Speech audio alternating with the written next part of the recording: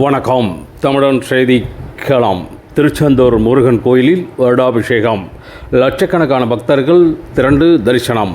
திருச்செந்தூரில் 6 படை வீடுகளில் 2ஆம் படை வீடாக திகழ்ந்து வரும் சுப்பிரமணிய சுவாமி கோயிலில் கடந்த ஆண்டு 7/7/2025 அன்று கும்பாபிஷேகம் வெகு விமர்சையாக நடந்த நிலையில் இன்று வருடாபிஷேகம் வெகு சிறப்பாக நடைபெற்றது. அப்போது லட்சக்கணக்கான பக்தர்கள் திரண்டு சுவாமி தரிசனம் செய்தனர்.